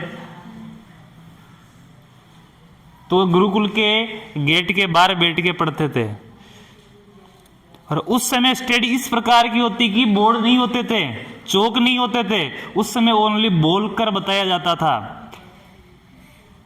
उस समय वो क्या बताया जाता था? बोलकर बताया जाता था। और किसी बड़े पत्थर पे या किसी दीवार बनवाई जाती थी, और दीवार पे कोयला होता है, कोयला या खड़ी, उससे शब्द लिखवाए जाते थे। वो एक टाइम था, उसके अंदर वो गेट के बाहर से स्टडी करते थे। फिर वहां के एक राजा को पता चला कि एक ऐसा बच्चा है शुद्र जाति का है जिसको अंदर एंट्री नहीं होती, बाहर बैठ के पढ़ता है, फिर भी सारे स्टूडेंट से होशियार है। क्योंकि अंदर वालों का ध्यान उस लड़के पे होता था कि बाहर बैठा है, और उसका पूरा ध्यान अंदर होता था। सबसे बड़ा रीजन यही है कि अंदर सारे जो बैठे रहते थे स्टूडेंट, जिनका ध्यान कहाँ होता था कि वो बाहर बैठा बैठा पढ़ रहा है, इसलिए वो तो नहीं पढ़ पाए। और उसका सारा ध्यान अंदर होता है कि मैं बाहर बैठा हूं, तो मेरे से ऐसी चीज कोई नहीं हो जो छूट जाए, मेरे को दिखाई नहीं दे रहा बोर्ड सामने से, तो कुछ ऐसा शब्द नहीं हो, ऐसा ध्यान के, क्योंकि टीचर पढ़ाते थे वो नहीं दिखता था उनको, गेट के बाहर से किसे दिखेगा, तो उनको यह दिखता था, वो आवाज सुनते थे सिर्फ, तो उनको यह सुन, इतना कान उस पर केंद्रित रखते थे वो कि कुछ टीचर बोल रहा है और उसकी आवाज समझ में नहीं आए तो वो शब्द वहीं छूट गया। तो उनका पूरा ध्यान उस आवाज पे केंद्रित, वो टीचर पे केंद्रित होता था कि वो जो बोल रहे हैं उसको बाहर लिखना। फिर अंदर वाले स्टूडेंट है उनका बाहर ध्यान होता था। फिर वहां के राजा को पता चला, तो राजा ने उनको कहां भेजा? लंदन, विदेश भेज दिया पढ़ने, खुद के खर्चे में। राजा ने क्या किया? उसको खुद के खर्चे में पढ़ने के लिए बाहर भेज दिया। उसने वहां जाके पढ़ाई की, राजनीति की। कौन सी पढ़ाई की? राजनीति की।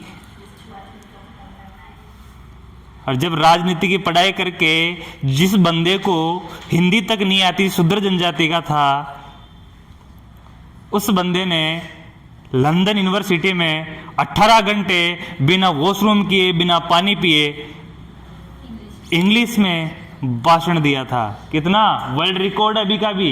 कितने घंटे? 18 घंटे। वहां की यूनिवर्सिटी थी जहां से उसने एक डिग्री की थी, उस यूनिवर्सिटी को 18 घंटे कंटिन्यू बिना पानी पिए, बिना वॉशरूम किए, बिना बैठे स्टेज में खड़े खड़े भाषण दिया था। 18 घंटे। उस समय भाषण देने वाला 18 घंटा खड़ा रह सकता था, तो उस समय सुनने वाले 24 घंटे तक बैठे रह सकते थे। वो भी इतने होनहार थे।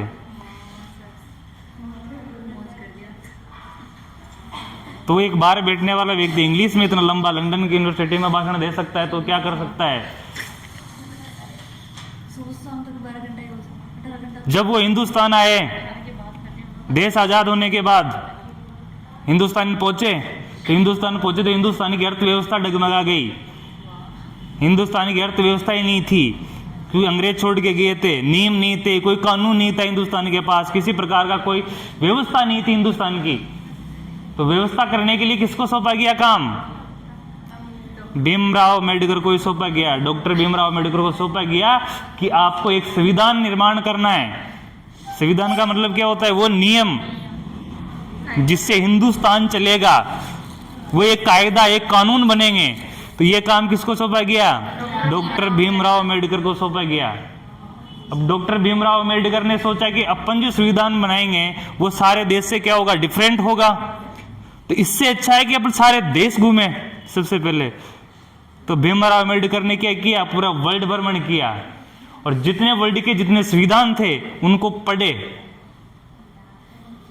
क्या किया, पढ़े, और जो उनको कानून अच्छा लगा उस कानून को लेके आए 2 वर्ष 11 माह 18 दिन में, और संविधान को खुद के हाथों से लिखा और पूरा भी कर दिया, लागू भी कर दिया, और इतना बड़ा बनाया कि आज पूरे वर्ल्ड में हिंदुस्तान का संविधान सबसे बड़ा है। पूरी अर्थव्यवस्था सेट कर दी अकेले बंदे ने, अकेले बंदे ने पूरी अर्थव्यवस्था सेट कर दी भारत की। भारत के नियम कानून बना दिए कि भारत में कौन सा नियम से क्या चीज होगी, कौन से दंड से कौन सी फांसी दी जाएगी, इसको सूली के चढ़ाया जाएगा या इसको जेल भेजा जाएगा, कौन से अपराध में क्या किया जाएगा, कौन सा अपराध हो गया तो क्या हो जाएगा, एक रोड क्रॉस करते समय कोई एक्सीडेंट हो जाता तो उससे क्या हो जाएगा, ट्रैफिक रूल को फॉलो नहीं करेंगे उसके साथ क्या दंड दिए जाएंगे। वो इतनी बारीक से बारीक पूरे हिंदुस्तान की रणरेखा तैयार कर दी उस बंदे ने,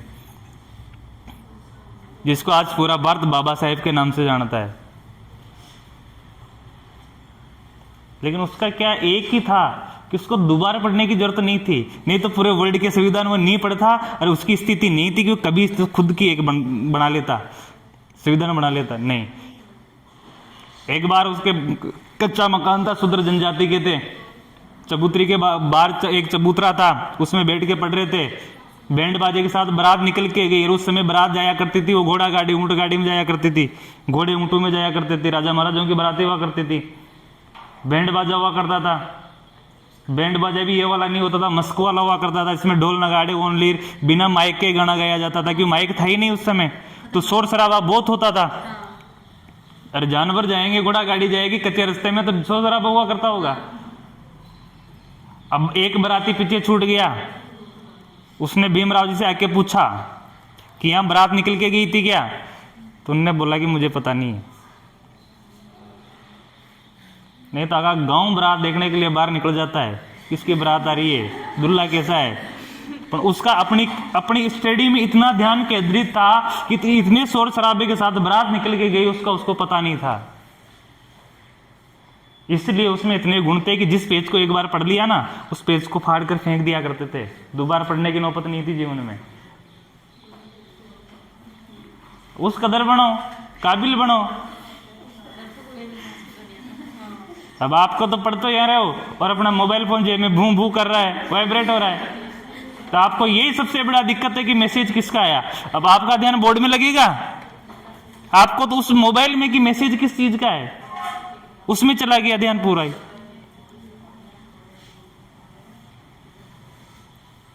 सबसे बड़ी समस्या तो ये हो गई, ध्यान केंद्रित नहीं है, जो लिखवा रहे उस चीज का पता नहीं है आप लोगों को। ध्यान देना।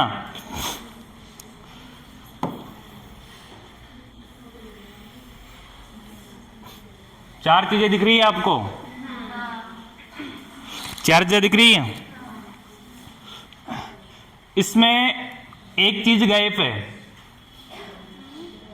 इसमें से अपन ने मिड जो पोजीशन लिखी है वो पोजीशन का चित्र इसमें नहीं है। इसमें 3 नाम, तो वैसे 4 पोजीशनें होती है लेकिन मेन 3 ही होती है, लेकिन इसमें उसको 4 दिया गया है। ये स्थिति तो कह रही है जो रेट्रोफ्लेक्स्ड है, ये रेट्रोफ्लेक्स्ड स्थिति कोई होती नहीं है। ये स्थिति होने के बाद तो सिजेरियन द्वारा यूट्रन कैविटी को बाहर निकालना पड़ता है। ये उस कंडीशन में पोजीशन होती है कि जिसमें यूट्रन कैविटी खुद अपना बाहर सहन नहीं कर पाती। दिख रही है आपको इस प्रकार से झुकी हुई बीच में से, अरे दिख रही है ना, यहाँ कैविटी के अंदर यहां से बड़ पड़ा हुआ है बीच में, ठीक है। इसमें क्या होता है कि खुद यूट्रन कैविटी अपना भार नहीं सहन कर पाती है और वो नीचे की तरफ आ जाती है, तो फीमेल का क्या होने लग जाता है, नीचे से एब्डोमिनल कैविटी के नीचे से पेन होना प्रारंभ हो जाता है, कंटिन्यू पेन होना प्रारंभ हो जाता है, क्योंकि सारा भार इसका नीचे आ जाता है। उसके बाद बच्चादानी को काट कर रिमूव किया जाता है सिजेरियन द्वारा, ऑपरेशन द्वारा। तो वही एक अलग जो प्लेक्स, जिसमें प्लेक्स्ड हो जाती है, लचीली हो जाती है यूट्रन कैविटी, लिगामेंट ढीले हो जाते हैं उसके, तो ये एक स्थिति है। मैंने रेट्रोवर्टेड और एंटीवर्टेड, इसमें एक ही चीज समझनी है आपको, एक है मिडल, एक है नॉर्मल। नॉर्मल में इसमें कोई ज्यादा फर्क नहीं है, ये नॉर्मली है, एंटीवर्टेड नॉर्मली है, इसमें कोई ज्यादा फर्क नहीं है। एक के अंदर एंटीवर्टेड किसको कहेंगे, जिसमें यूटेराइन कैविटी का झुकाव ब्लैडर की तरफ हो, किसकी तरफ हो, ब्लैडर की तरफ। यानी यूटेराइन कैविटी का झुकाव किसकी तरफ हो, सामने की तरफ हो, फीमेल के पेट की तरफ हो, सामने की तरफ हो, सामने वाले हिस्से की तरफ हो, यानी ब्लैडर के ऊपर हो, तो वो कौन सी पोजीशन है, एंटीवर्टेड पोजीशन है। और ये कितने प्रतिशत होती है फीमेल में, 50%, यानी 50% फीमेल में ये पोजीशन होती है। ये देखना, ये है ब्लैडर, ये है यूरेथ्रा, ये है उसकी लूबिया माइनोरा, नीचे लूबिया मेजोरा, ये पीछे वाला हिस्सा कौन सा है, रेक्टम वाला हिस्सा, और इसका झुकाव किधर है, ब्लैडर के ऊपर।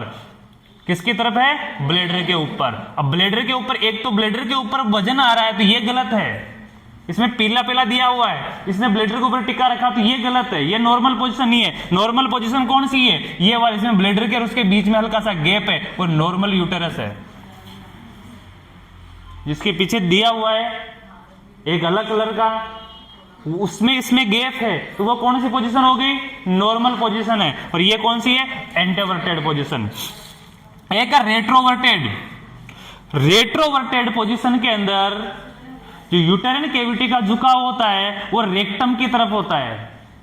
किस तरफ होता है, रेक्टम की तरफ, यानी पीछे की साइड यूटेराइन कैविटी का। इसमें किसकी तरफ था, ब्लैडर की तरफ, यानी आगे की तरफ था झुकाव, और इसके अंदर किस तरफ है झुकाव, पीछे की तरफ है, तो ये कौन सी हो गई, रेट्रोवर्टेड।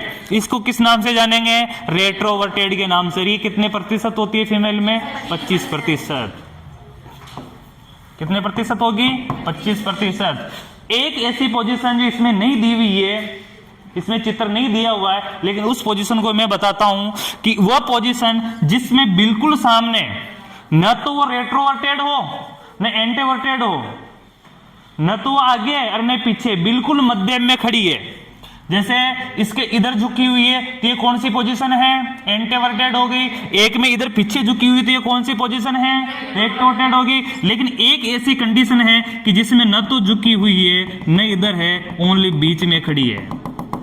इसके बीच में भी गैप है, इसके बीच में भी गैप है, बराबर गैप पर कहां खड़ी है, बीच में खड़ी है। इस पोजीशन को कौन सी बोलेंगे, मिड पोजीशन। इस पोजीशन को कौन सी बोलेंगे, मिड पोजीशन।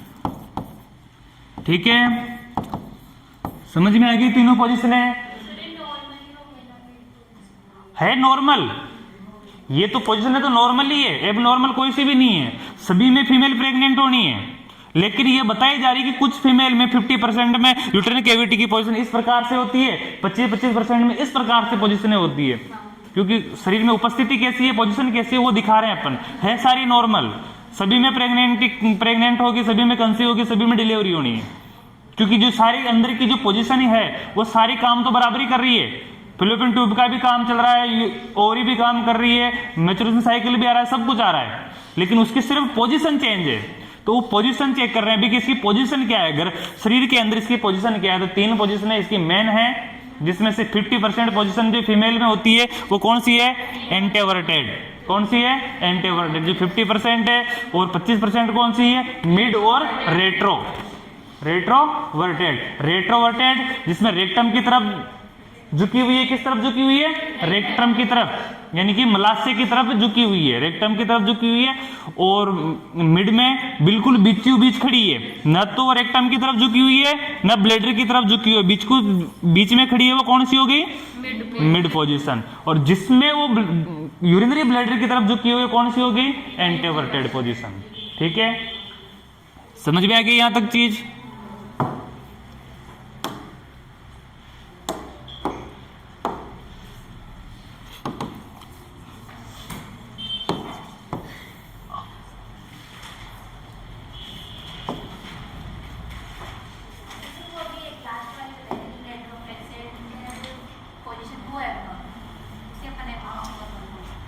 एबनॉर्मल है वो जो पोजीशन है वो नॉर्मल फीमेल में नहीं होती है, वो तो उन फीमेल में होती है जिसने 1, 2 या 3 बार बच्चों को जन्म दे दिया हो, और उसके बाद क्या हो गया है, किसी एक कमी की वजह से या हार्मोन की वजह से, किसी भी कारण की वजह से उसके क्या हो गया हो, लिगामेंट ढीले हो गए हो, क्या हो गए वो लिगामेंट, जो लिगामेंट इनकी पोजीशन बना के रखते हैं, लिगामेंट ही तो रखते हैं, एक रबर की जैसे स्ट्रक्चर होती है जो इनको बांध के रखती है इधर उधर, तो इनको गिरने उड़ने नहीं देते। लेकिन उसमें क्या होता है कि इसके लिगामेंट ढीले हो जाते हैं और यूट्राइन कैविटी कैसी हो जाती है, फ्लेक्स्ड हो जाती है, यानी लचीली हो जाती है। तो इसका यूट्राइन कैविटी का खुद का झुकाव किसके ऊपर आ जाएगा, खुद ही के ऊपर आ जाएगा, यानी वेजाइना के ऊपर आ जाएगा। तो उस कंडीशन में इसको क्या करना पड़ेगा, नीचे से पेट दर्द होने लग जाएगा फीमेल का, नीचे से जो एब्डोमिनल कैविटी पेल्विस कैविटी से पेट दर्द होने लग जाएगा, और इतना पेट दर्द की जिसका कोई ट्रीटमेंट ही नहीं होगा, ऐसा पेट दर्द जिसका कोई ट्रीटमेंट ही नहीं होगा। तो उसके बाद क्या करना पड़ेगा, उसको काट के निकालना पड़ेगा। तो वो तो एक अलग कंडीशन है, उसको हटाओ। अपन तो अभी देख रहे हैं कि पोजीशन कौन सी है, उस कंडीशन को चेक कर रहे हैं। तो पोजीशन देख रहे हैं अपन, तो पोजीशन में देखना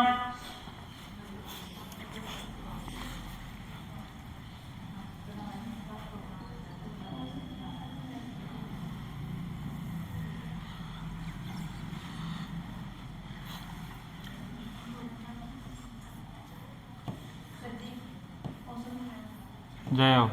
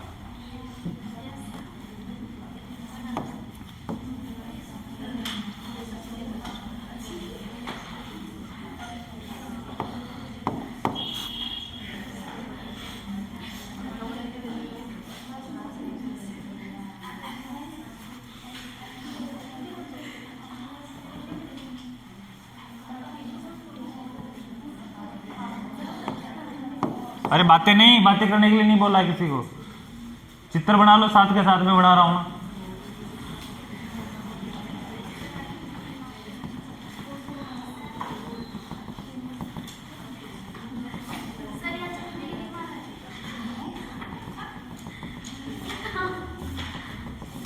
अरे बातें नहीं,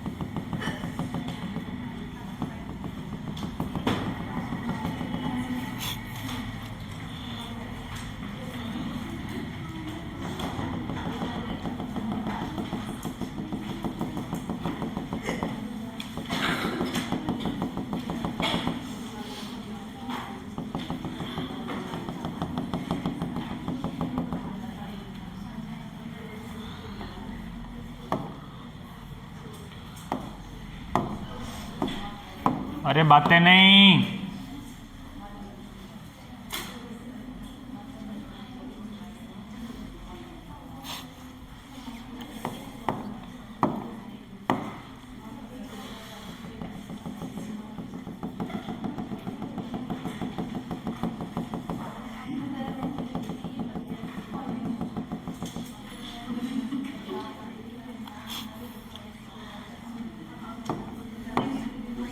अरे चित्र बना लो, फिर बैठे रह जाओगे लेके। आपकी बुक में चित्र दिया हुआ है ना,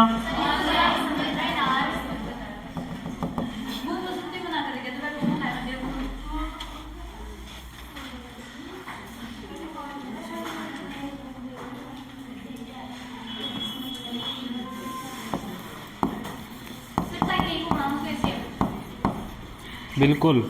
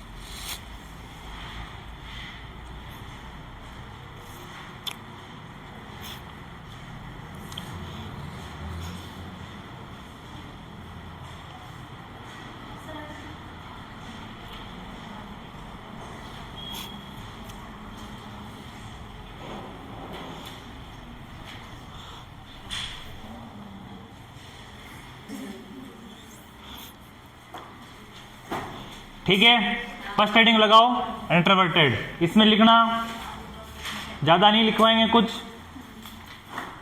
इस पोजीशन में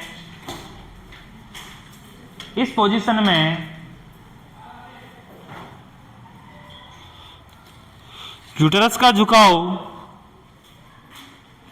इस पोजीशन में यूटेरस का झुकाव ब्लैडर की तरफ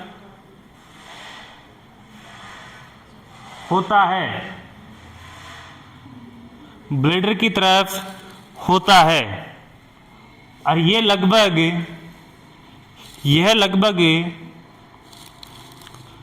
50% फीमेल में, यह लगभग 50% फीमेल में होता है।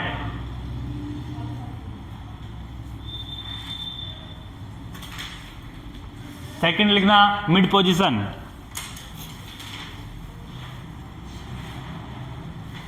सेकंड लिखना मिड पोजीशन।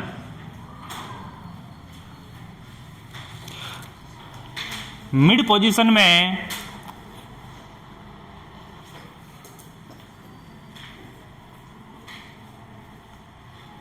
यूटेरस रेक्टम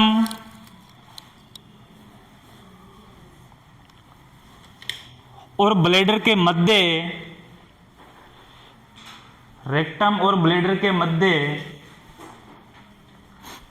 स्थित होता है इसे मिड पोजीशन कहते हैं।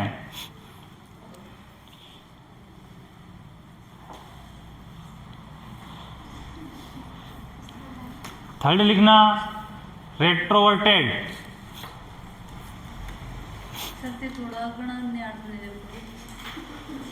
रेट्रोवर्टेड पोजीशन।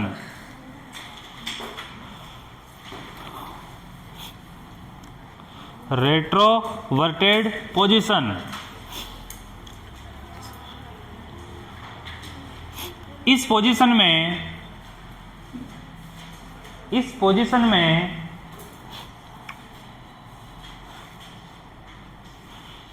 यूटेरस का झुकाव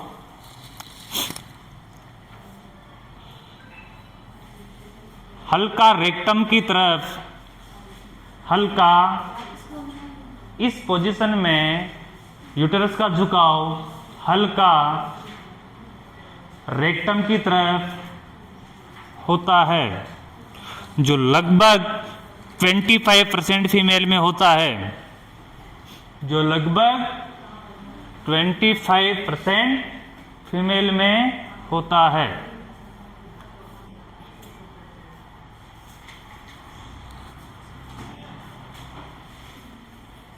ठीक है, यहां तक काफी है। इसके बाद का जो बचा हुआ मैटर है अपन अगली क्लास में, नेक्स्ट क्लास में पढ़ेंगे, और कल सभी को आना कंपलसरी है। ठीक है, और कितने बजे